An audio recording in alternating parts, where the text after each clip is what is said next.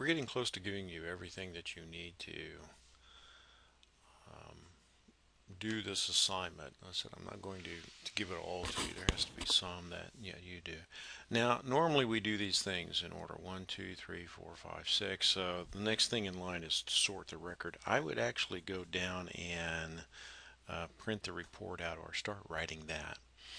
And I'm going to do that for you here, and I'm going to show you how to go through the structures or the list of items and access each one individually. That should give you some indication of how to do the sort and how to print out the report. So let's go do that. Well, first of all, um, let's go up and design our prototype, and we'll call it print summary. Now we have to pass in a couple of things. We have to pass in how many records there are, and we have to pass in the actual survey itself, and that is done like this. Okay. That should be everything that we need to do this sort of thing. And let's go down here and let's call it, and it's right here. We will say print summary, and we will pass in number of records, and then my roster. Okay. Okay. Now I'm not going to do everything. I'm not going to print out the headings. I'm not going to print out the summary information, but we're going to talk about it while we're doing it. And we'll go down here and we'll put the code in. Now I have written the routine that actually reads in the survey, and it is down here a ways. It's hidden from you. I'm not going to show it to you. You just saw a little bit of it. I'm going to write a little bit of print summary just to kind of give you some idea of how to do it. So void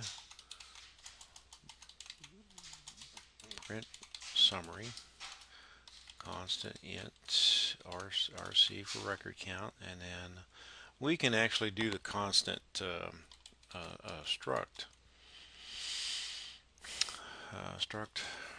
roster, mr for my roster. Okay, now what we want to do now is we want to go through and we want to print out the survey. That's done with a for loop. Okay, for int, we'll say index equals 0. Index is less than record count, index plus plus, and what we want to do is we want to see out, and we'll go ahead and do set width 15. That's kind of a nice width. Left justify, and then we want to print out the last name. Now again, this is a structure and it's an array of structures, so we have to say mr. Now we have to, which record do we want, and that is index dot, and now we have to tell it which portion of it. Now you'll notice when I put the dot up there, this compiler actually tells you what your options are. So we want last name. Okay, we don't want to do a carriage return. See out, set with 15, left mr index dot first name. Oh, got an error over here, that's why it didn't come up. Very good. Okay, first name. Okay, see out, set with 15. Actually we do 10. That mr index dot cheesecake. Now we want to do carriage return. Okay. Now that should go through our list and print it out. Okay. what other things do you want to do? Well, let's go ahead and talk about the design of this right now. Okay, while I'm doing this right in here, okay, I want to put a comment that says keep counter for keep counter if p equal to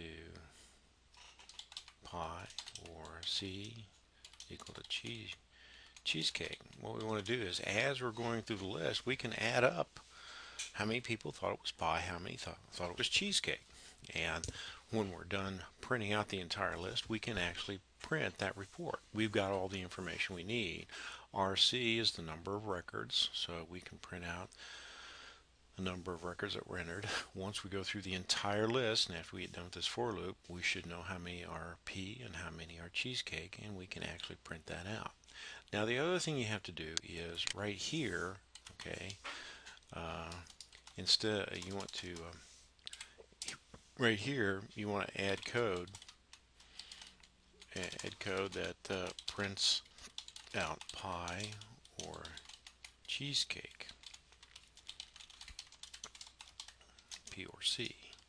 That should be fairly easy for you to figure out.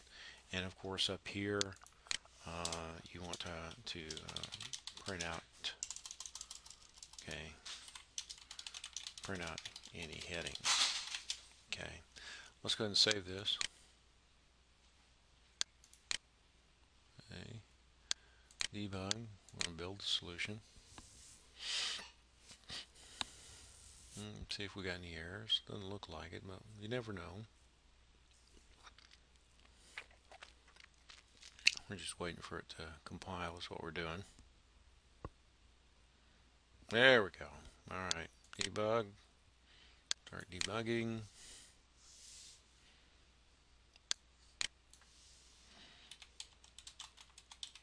My file.txt.